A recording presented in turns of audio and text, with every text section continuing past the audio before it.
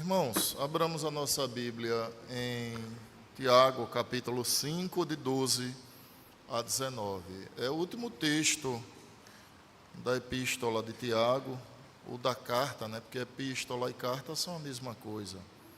Então, Tiago, capítulo 5, de 12 a 20, diz assim a palavra de Deus. Acompanhe a leitura. Acima de tudo, meus irmãos, não jurem nem pelo céu, nem pela terra, nem por outra coisa qualquer, mas que o sim de vocês seja sim, e que o não de vocês seja não, para que vocês não incorram em condenação.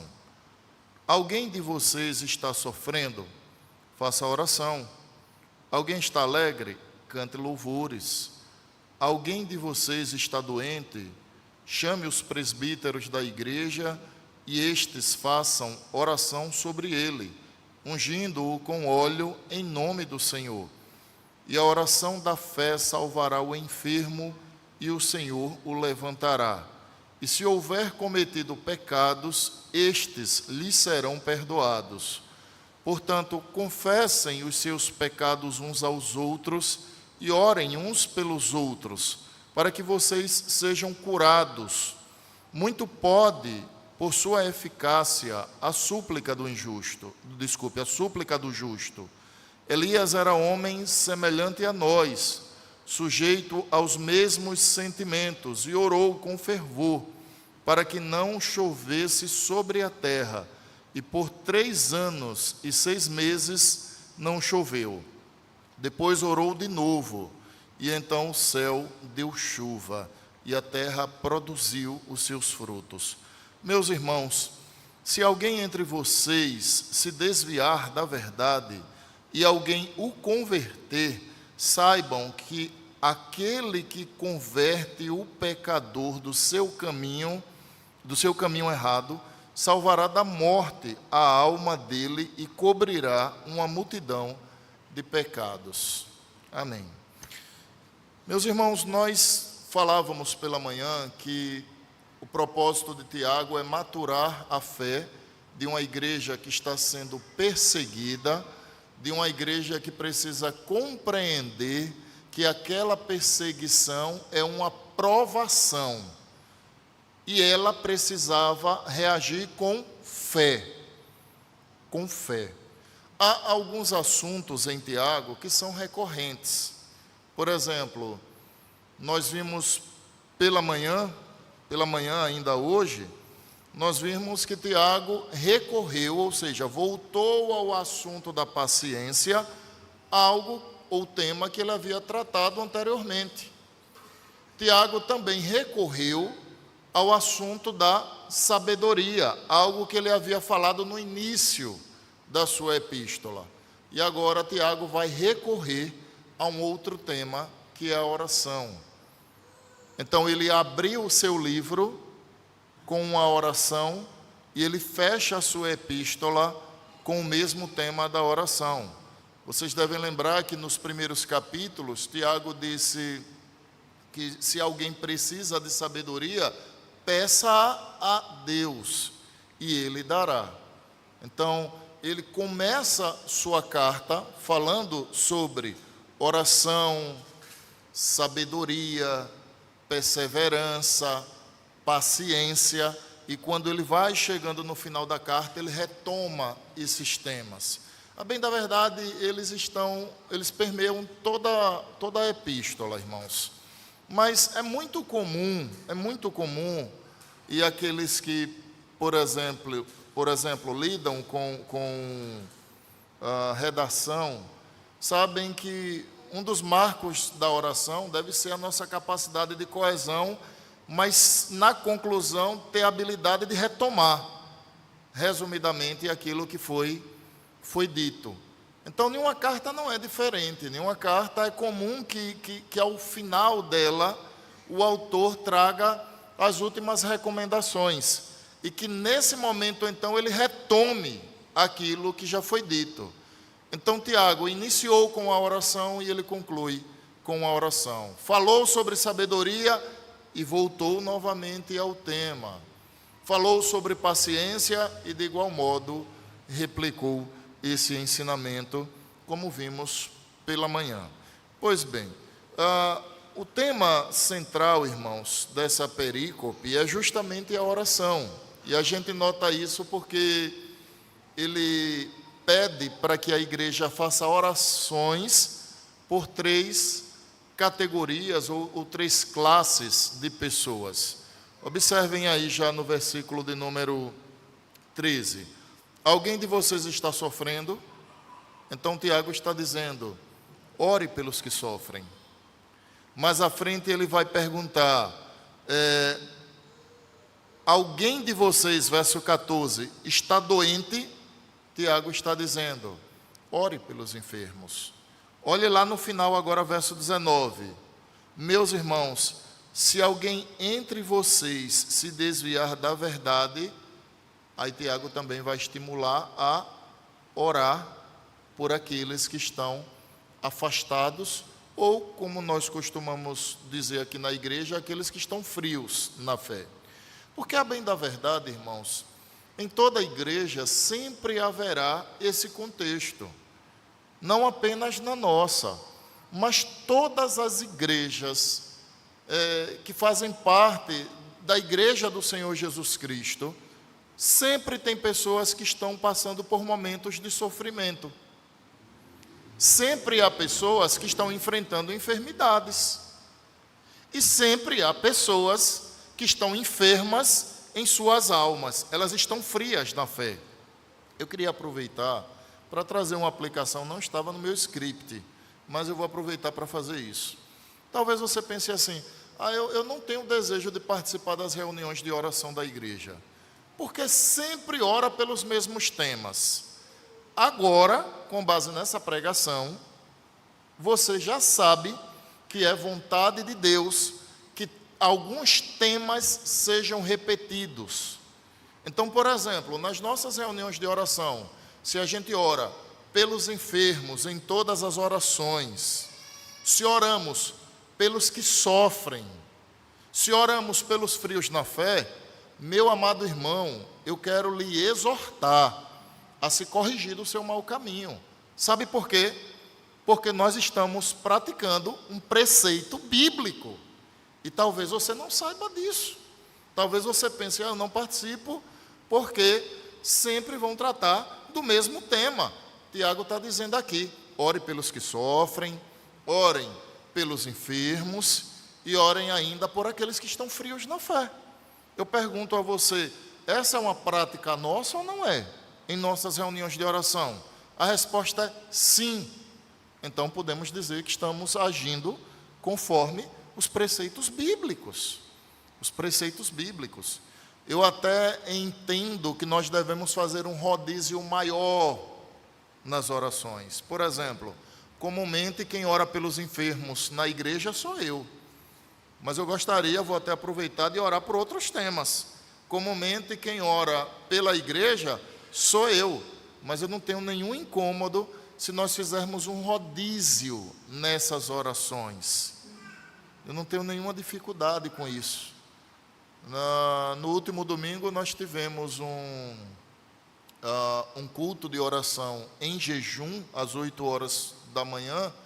Eu não sei se os irmãos notaram, mas eu fiz questão de fazer com que vocês orassem individualmente. Porque comumente as nossas reuniões de oração tem um que ora e os outros ouvem.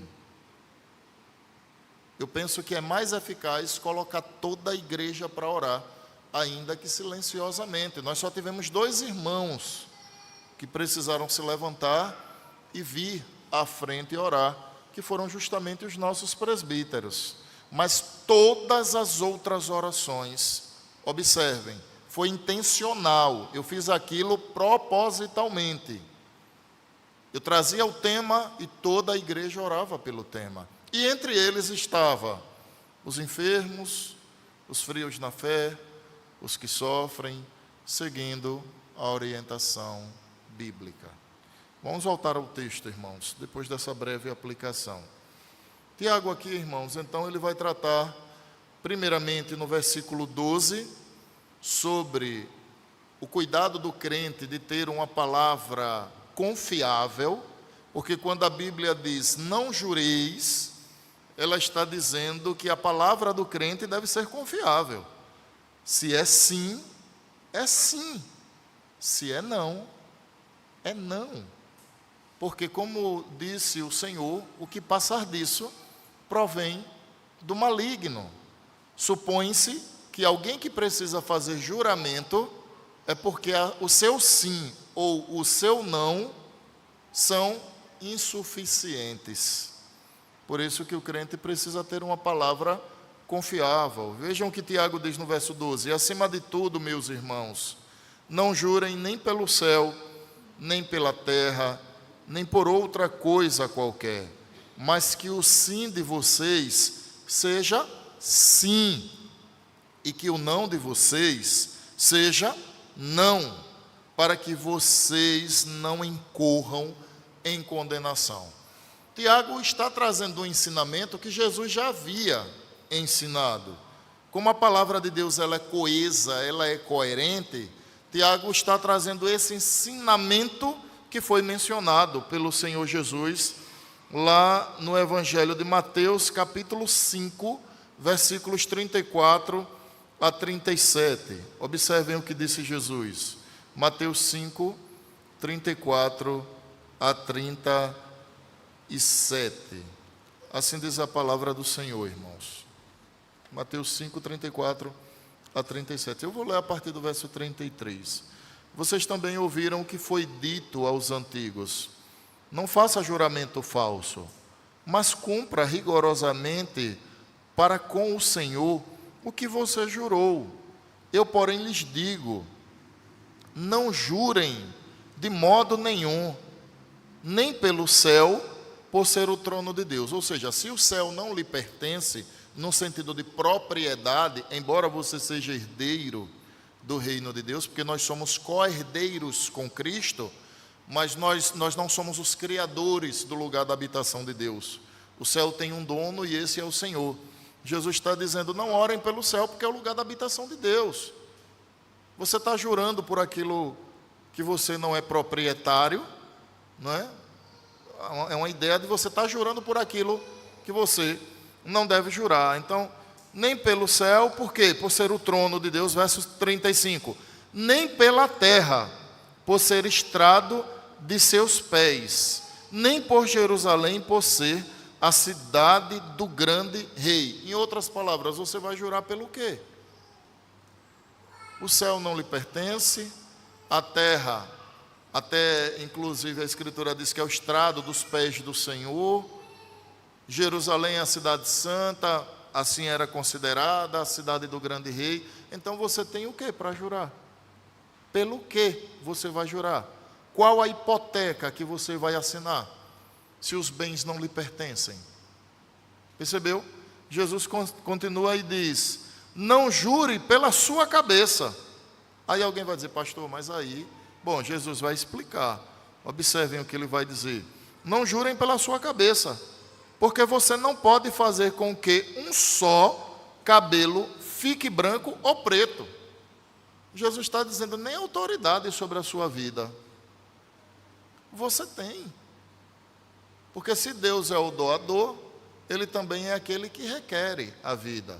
Quem transforma os fios de cabelo das nossas cabeças em permanecer pretos ou ficar brancos, não somos nós. Não somos. Quem tem os cabelos grisalhos nunca parou e pensou: fios, cabelos, fiquem grisalhos, fiquem brancos. Essa é uma ação do tempo determinada por Deus.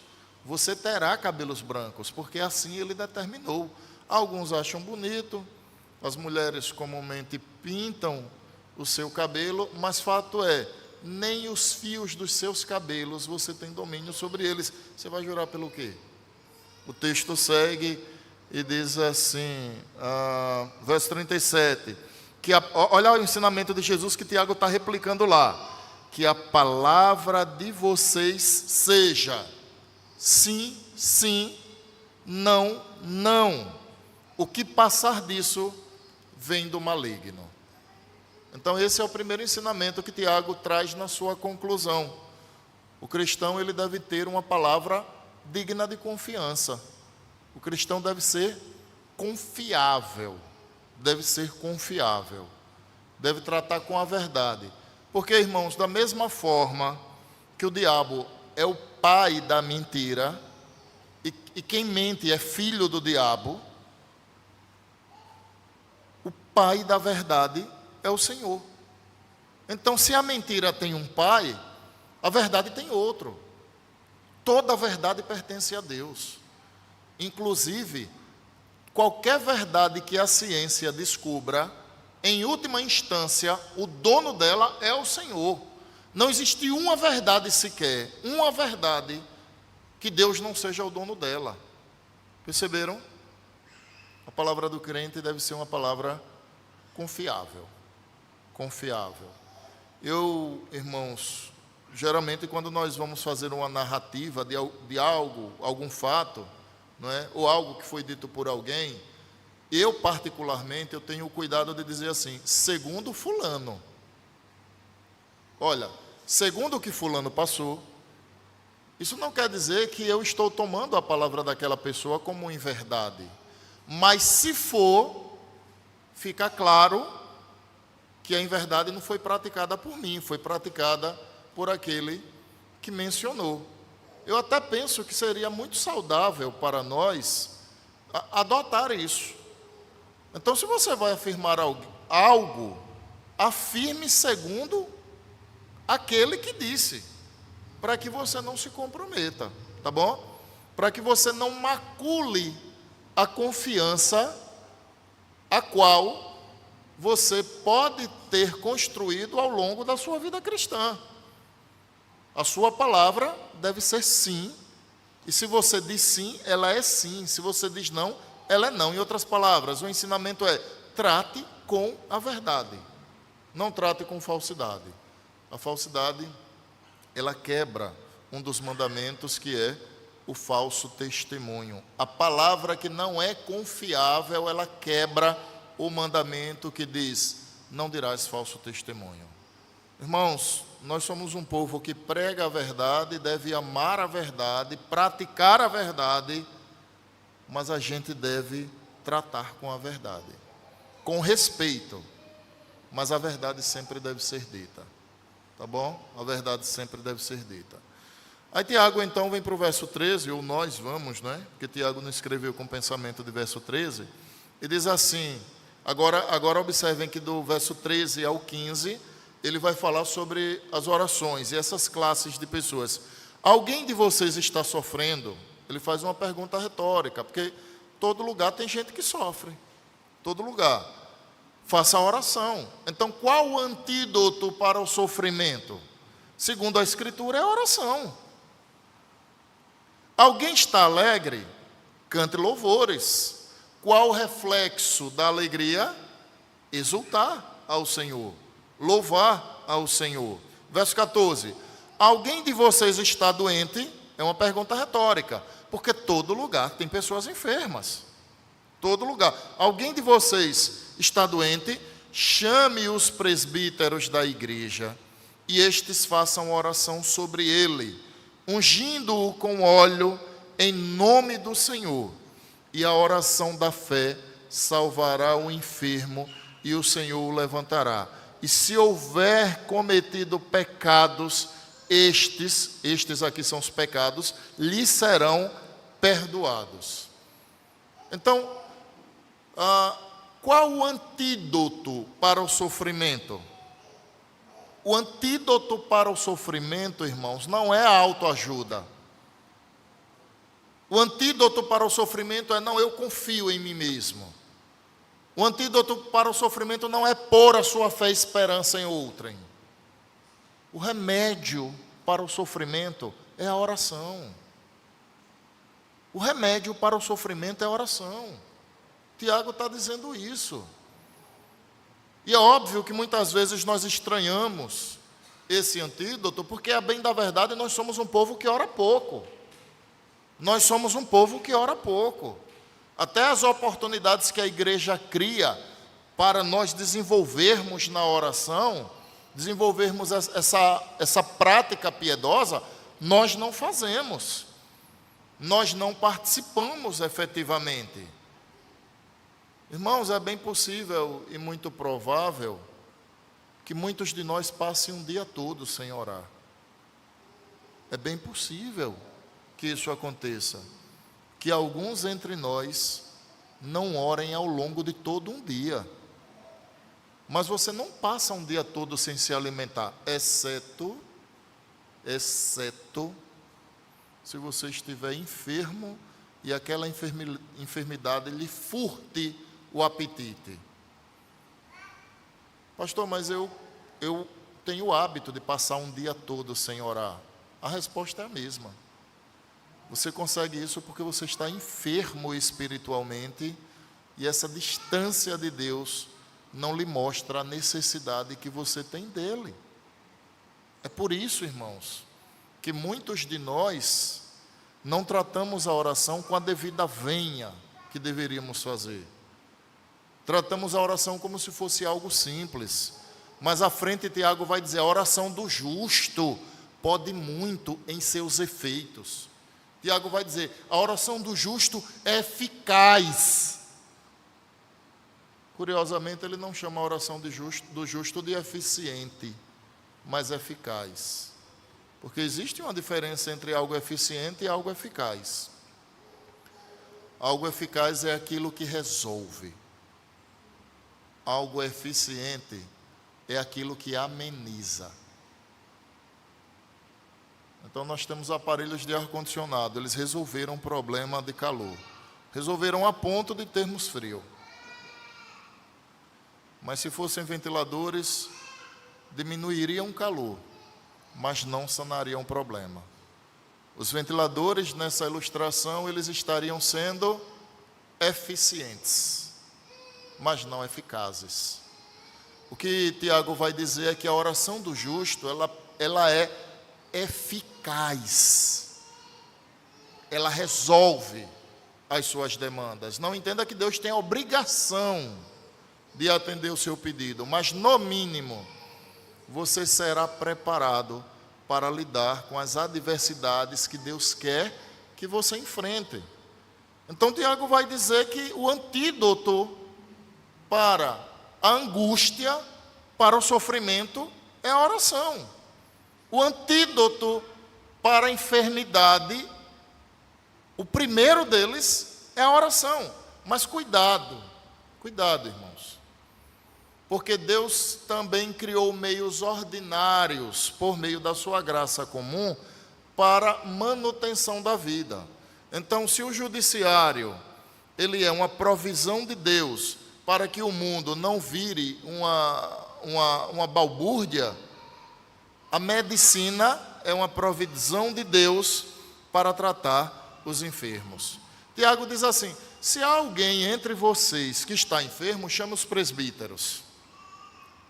Em outras palavras, envolva a igreja nessa oração, nesse propósito de orar pela sua enfermidade. Os presbíteros o ungirão com óleo. Aí você vai perguntar, pastor, mas por que o senhor não unge com óleo?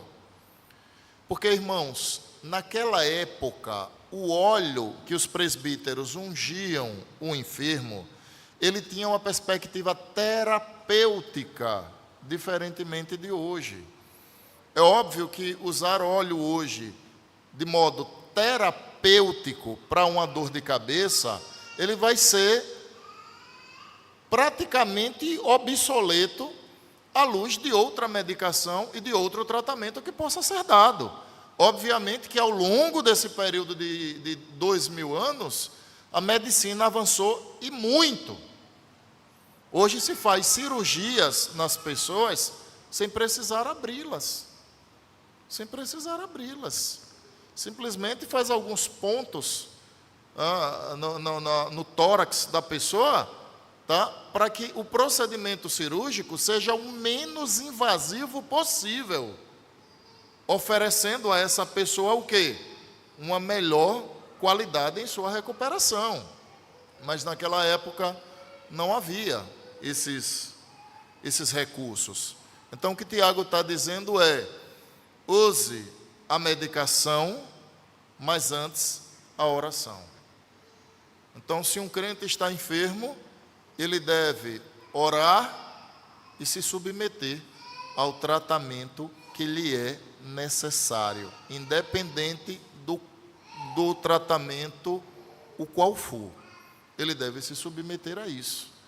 Então, observem, qual o antídoto para a enfermidade? O antídoto para a enfermidade é, mais uma vez, a oração e o procedimento necessário para recuperar a saúde do enfermo. Tiago começa com a oração e vai concluindo com a oração. Agora observe, irmãos, o que ele diz no verso de número 16. Não é? Porque agora ele vai citar exemplos, vai falar da eficácia e dará exemplo. Portanto, confessem os seus pecados uns aos outros e orem uns pelos outros, para que vocês sejam curados. Muito pode, por sua eficácia, a súplica do justo. Essa última parte eu já expliquei, então não vou demandar tempo. Mas ele traz um conselho, que é confessar o pecado uns aos outros. E talvez você estranhe, porque você pensa assim: pastor, mas se eu pecar, eu vou confessar o meu pecado aos irmãos? Não é isso que Tiago está ensinando. Ele está dizendo que quando nós pecamos contra alguém, se aquela pessoa foi alvo do nosso pecado, nós devemos procurá-la para confessar e nos reconciliar. Então, qual o antídoto para as desavenças dentro da igreja? É a procura para a reconciliação e a oração.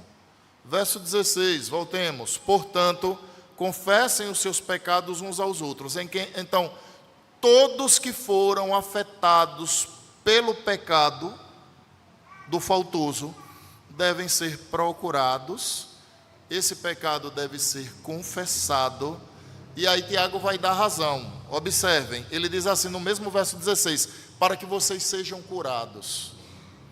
Ou seja, para que não haja raízes de amargura, não hajam mágoas. E aqui, irmãos, eu preciso parar para aplicar, porque a gente, lamentavelmente, a gente acha que a solução para as desavenças é a omissão. E aí eu preciso mais uma vez recorrer ao capítulo 18 de Mateus, que nos ensina que quando nós temos desavença com alguém, nós devemos procurar essa pessoa para tratar. Se o teu irmão te ouvir, você ganhou o teu irmão. Se ele não te ouvir, repita a dose na presença de uma ou duas testemunhas, para que toda a palavra seja estabelecida. Se isso for insuficiente, passe essa demanda para a igreja. Entenda-se. Agora, trate essa demanda junto ao conselho, no nosso contexto presbiteriano. Mas como é que nós fazemos? Irmãos, na prática, nós vivemos feridos uns com os outros. Sabe por quê? Porque nós preferimos a omissão que a verdade. Então, inclusive, muitas vezes a gente busca justificativa para o pecado do outro. Às vezes porque você ama. Isso acontece muito em casais de namorados. Você ama o outro está errado. Ao invés de você ser um instrumento de bênçãos para ajudá-lo a superar o erro, você se torna conivente com o erro. Ou seja, você acha que está fazendo um favor, buscando argumentos para justificar o erro. Irmãos, Jesus nunca lidou com justificativa de erro, não. Claro, nós somos justificados em Cristo, mas não é essa matéria que eu estou tratando. O que eu estou querendo dizer é: a instrução bíblica é que nós devemos tratar com o irmão com verdade, para que nós nos curemos, ou seja, não vivamos amargurados um com o outro. Aí eu volto a repetir, na prática, A gente se omite para não desagradar.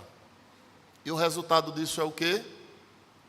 Nasce uma semente de amargura no seu coração, brota-se uma raiz, nasce-se uma planta e daqui a pouco os frutos estão apresentados.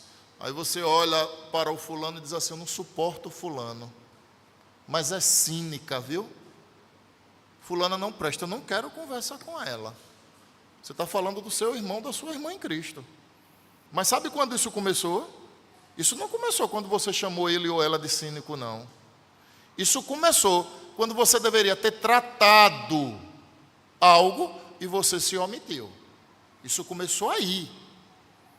O erro do outro, que você sabe que está errado, mas você busca ou você aceita a justificativa do outro. Ao invés de você ser uma ferramenta de bênção e dizer: meu amor, você precisa se corrigir. Ninguém leva ninguém à correção fundado na omissão. A omissão é tão pecado quanto a prática do mal. Irmãos, a gente viu isso esses dias. Que aquele que se omite de praticar o bem, entenda-se, aquele que se omite de fazer o que ele deve, ele peca. Porque nós pecamos por comissão, o que eu executo de mal, e por omissão, o bem que eu deveria fazer eu não faço, então eu peco. É dessas duas formas que nós pecamos. Então, irmãos, a orientação de Tiago agora é: irmãos, tratem as demandas de vocês, confessem os seus pecados uns aos outros, para que vocês sejam curados, não vivam amargurados com picuinha. Quando você diz assim: eu não suporto fulano, saiba você que essa sua antipatia já é o fruto, já é o produto da raiz de amargura que está no seu coração, que você já sepultou ele, mas você não percebe. Sabe por que você não percebe? Porque o que você deveria tratar e resolver, você não fez. Você não fez. Você se omitiu para não desagradar. Era melhor desagradar com a verdade. Era melhor, irmãos, ter chamado a correção. Os melhores amigos não são os que passam a mão na nossa cabeça. Os melhores amigos são os que nos tratam com respeito e com verdade. A melhor namorada é a que trata com respeito e com verdade, não com omissão ou buscando justificativas. O melhor cônjuge é o que trata com a verdade, respeito, amor, delicadeza, mas trata. Ninguém ajuda ninguém sendo omisso ou aceitando justificativa. A gente trata com a verdade em amor. É isso que a Bíblia ensina. Inclusive desavenças nossas. Você não precisa ser namorado, namorada, marido, esposa. Eu lembro de um irmão, aquele foi o perdão mais fácil que eu dei na minha vida. Eu lembro de um irmão no seminário que um dia me procurou e disse assim: Gladson, eu quero conversar com você. E aí eu disse: pois não, meu irmão. Meu irmão, eu queria lhe pedir perdão. Aí eu: mas perdão de quê? Eu disse: meu irmão, eu só queria lhe pedir perdão. Até hoje eu não sei que mal ele me fez. Eu suponho que ele pensou algum mal a meu respeito e depois ele viu que não era aquilo que ele pensou. Mas isso é uma suposição minha, ele não disse isso. E aí eu respondi a ele: Renan, se o meu perdão, mesmo sem saber qual o mal que você me fez, vai lhe trazer paz ao coração, então, meu irmão, você está perdoado. Nós oramos juntos e aquele foi o perdão mais fácil de dar. Até hoje eu não sei. Um dia, quando eu encontrá-lo, a última vez que eu soube dele, ele estava em São Paulo. Mas se um dia, eu acho que ele nem lembra disso. Mas foi um perdão fácil de dar. Aí você vai dizer: pastor, então a omissão seria o caminho? Até hoje existe uma interrogação na minha cabeça. O perdão foi fácil de dar. Mas a interrogação não haveria se ele tivesse dito: meu irmão, eu pensei isso a seu respeito, mas me equivoquei, por isso eu estou lhe pedindo perdão. Percebeu? A gente trata com verdade e amor, sem omissão. E aí o texto segue, irmãos, no verso 17, e agora Tiago vai ilustrar a eficácia da oração. Já que ele disse que a oração do justo pode muito em seus efeitos, ele vai tomar emprestado então um personagem veterotestamentário. Verso 17, Elias era homem semelhante a nós, sujeito aos mesmos sentimentos, e orou com fervor para que não chovesse sobre a terra, e por 3 anos e 6 meses não choveu. Depois orou de novo, verso 18, e então o céu deu chuva e a terra produziu os seus frutos. Pastor, onde é que se encontra esse texto? Lá em 1 Reis, capítulo 17, a partir do verso de número 1. Elias orou e a chuva não caiu. Depois ele orou e a terra foi regada. E é curioso porque Tiago diz assim, ele era homem como nós. A verdade é, irmãos, que a oração ela nos aproxima do trono de Deus. Ela nos aproxima de uma vida piedosa, de uma vida de comunhão. Enoque foi transladado, porque ele andava com Deus. Enoque foi transladado. Elias subiu em uma carruagem de fogo. Para o céu. Ambos não provaram a morte. Obviamente, precisaram ter os seus corpos glorificados para habitar eternamente na presença de Deus, mas não provaram a morte. E a evidência disso é que eram homens de oração e caminhavam com o Senhor. Então, quando a gente olha a oração, a gente precisa olhar, irmãos, com zelo.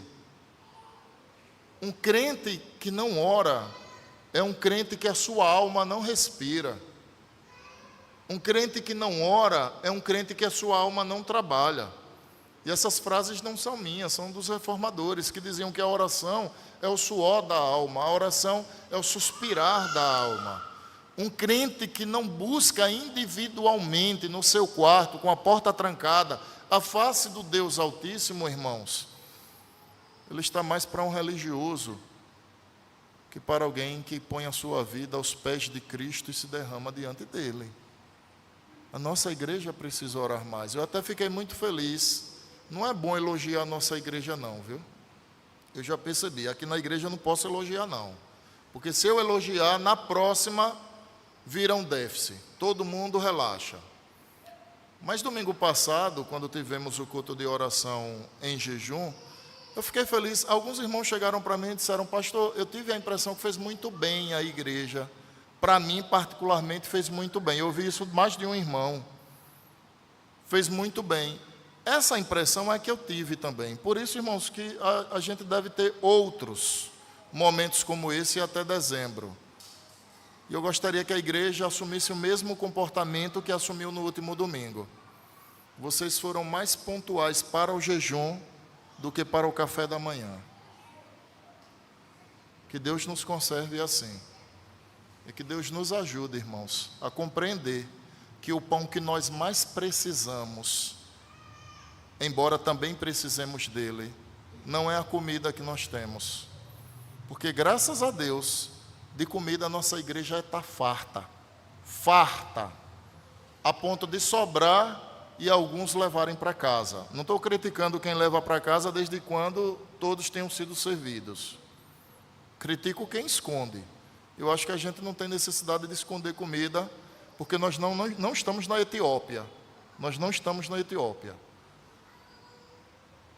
Mas isso revelou que, naquele domingo, nós entendemos que precisamos mais do pão da vida que do pão físico. Que bênção que foi. Queira Deus que outros momentos como esse se repitam. Caminhando para o fim, irmãos, Tiago então nós vamos para o verso 18 e diz assim, 19. Meus irmãos, se alguém entre vocês se desviar da verdade, ou seja, agora ele está falando dos afastados, e alguém o converter, saibam que aquele que converte o pecador do seu caminho errado, salvará da morte a alma dele e cobrirá uma multidão de pecados. Tiago não está dizendo que nós convertemos um ao outro, no sentido de fazer crer. Mas quando alguém que está frio na fé é socorrido por um irmão, admoestado, exortado, orientado, nós estamos convertendo, entenda-se, estamos retirando aquela pessoa do seu mau caminho.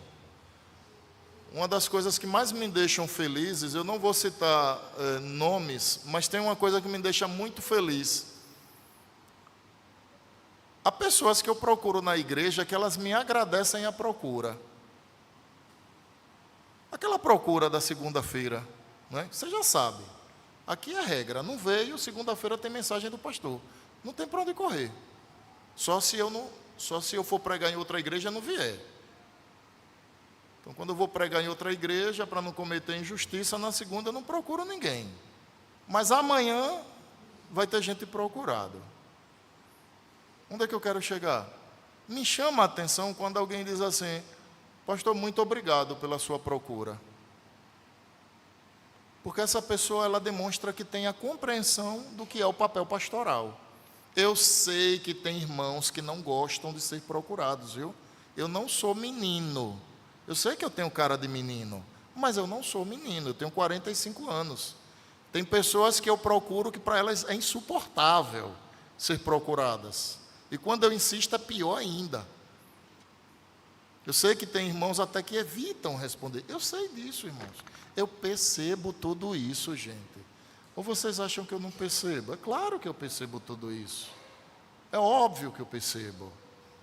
Mas vejam só, entre incomodar você e ter a minha consciência pastoral pacificada, eu quero lhe dizer que eu vou lhe incomodar, para que a minha consciência tenha paz. Eu entendo que é preferível uma consciência pastoral pacificada de um pastor que fez cumprir o seu papel, que um cristão que foi desagradável, porque o pastor lhe procurou, ele fingiu que não viu, o pastor insistiu, e não tendo para onde correr, então ele precisou responder. A gente precisa entender que o papel do pastoreio também é tirar as ovelhas da lama para conduzi-las a um aprisco seguro. Quando o Tiago diz assim: meus irmãos, se alguém dentre vocês se desviar da verdade, irmãos, todas as vezes que nós não consagramos o dia do Senhor, nós estamos nos desviando da verdade. Você quer o quê? Você quer que eu seja omisso para que você não se contrarie comigo, é? Você acha que eu, como seu pastor, vou lhe tratar com omissão? Por quê? Para não desagradar. O pastor, no Antigo Testamento, ele usava duas ferramentas, né? Um era a vara, o outro era o cajado. E o papel do pastor era, quando a ovelha se afastava do caminho, então ele pegava lá o cajado, pegava no pescocinho da ovelha e trazia para o caminho. Mas vocês sabem que a ovelha, às vezes, é teimosa. Aí ela se afastava de novo, o pastor carinhosamente pegava no pescocinho da ovelha e trazia para o caminho. Mas se aquela ovelha insistisse, o pastor agora usava outra ferramenta, que era a vara. Pegava no pescocinho da ovelha, trazia e batia naquela ovelha com a vara, para ela aprender que o caminho certo é aquele que ele está ensinando. É claro que eu estou falando aqui de pastor, a figura do pastor, no Antigo Testamento, o pastor que lidava com ovelhas. O Salmo 23 vai dizer isso, né? A tua vara e o teu cajado me consolam, disse Davi no Salmo 23, a tua vara e o teu cajado me consolam. Meu irmão, quando você é procurado, você precisa saber que esse é um preceito bíblico. Olha o que Tiago está dizendo: se alguém entre vocês se desviar da verdade, e alguém o converter, ou seja, se alguém o corrigir do seu erro, Corrigir aqui não é lição de moral, não é dizer ao outro, eu sou melhor do que você. Não é essa a discussão. Mas corrigir é chamar a ordem. É chamar para o centro da Escritura. É dizer, meu santo, você precisa rever isso. Eu sei que vocês nunca ouviram isso, né? Nunca leram nas minhas mensagens. Olha, é necessário corrigir isso. É necessário corrigir isso. Então, se alguém fizer isso, o que é que acontece? Saiba que aquele que converte o pecador do seu caminho errado, salvará da morte a alma dele e cobrirá uma multidão de pecados. Se alguém é corrigido do seu pecado, então aquilo é um assunto superado, é algo que já foi ultrapassado. Então, nós devemos também orar por aqueles que estão frios na fé. Mas não apenas isso, irmãos, nós também devemos buscar aqueles que estão frios na fé. Nós devemos admoestá-los, corrigi-los amorosamente. Eu gostaria muito que pais da nossa igreja, eles exortassem os seus filhos quando eles demonstrassem desinteresse pela igreja. Porque hoje seu filho demonstra desinteresse pela igreja, amanhã ele demonstrará interesse pelo mundo. Eu gostaria muito que pais, ao invés de concordarem com os seus filhos, achando que o pastor é inoportuno, dissessem aos seus filhos, o pastor está certo, porque o papel dele é zelar pela sua vida. Eu gostaria muito que pais, que já chamei para conversar e dizer, eu preciso da sua ajuda, porque senão seu filho vai se perder, eles dissessem, pastor, eu me somo com o Senhor, eu preciso que o Senhor se some comigo também, para que a gente recupere o meu filho, o meu marido, o meu amado. Eu gostaria muito disso, irmãos. O problema, e a verdade, sabe qual é? É que nós estamos muito mais preocupados em não desagradar do que corrigir amorosamente. Quando Jesus e Tiago estão dizendo, corrija amorosamente, para que você salve aquela pessoa, para que ela seja convertida do seu mau caminho. Mas nós fazemos o contrário. Mas também os resultados são adversos. Os resultados são adversos. Todas as pessoas que foram corrigidas amorosamente e foram convertidas do seu mau caminho, elas estão caminhando, elas estão perseverando na fé. Mas aquelas que se tratou com omissão, para não desagradá-las, passamos a elas a sensação de que elas estavam certas. E você dá a alguém que está no erro a sensação que essa pessoa está certa, é dar um empurrão nela para o abismo. A gente precisa aprender isso, irmãos. Eu vou repetir. Quando você dá a alguém, pela sua omissão, a sensação que aquela pessoa está certa, você não está ajudando. Você está dando um empurrão para que ela caia no abismo. Mas quando você chama a ordem, para que ele saiba, ou ela, que há necessidade de correção, temporariamente ele ou ela pode ficar aborrecido com você. Mas quando a razão vier à tona, quando o Espírito Santo lhe falar ao coração, aquela pessoa vai admitir, eu posso até não ter gostado naquele momento, mas foi o melhor que deveria ter sido feito. Pare um pouco e pense nisso. Nós temos perdido filhos, nós temos perdido casamentos, nós temos perdido relações de amizade, e tudo isso tem acontecido pelo medo de não desagradar, ou seja, pela inconsequência da omissão. Quando nós deveríamos estar orando, orientando e corrigindo. Essas são as últimas palavras de Tiago. Se você pudesse resumir o versículo 19, você diria: oração, oração, correção e direcionamento para a vida dessa pessoa. Irmãos, que essa palavra alcance o coração dos senhores. Eu sei que a pregação de hoje não agradou a todos, mas também o meu papel não é agradar, o meu papel é tratar com a verdade. O meu papel é tratar com a verdade. E é isso que a verdade nos ensina nessa noite. Nos coloquemos de pé e vamos bendizer o nome do Senhor através de um hino.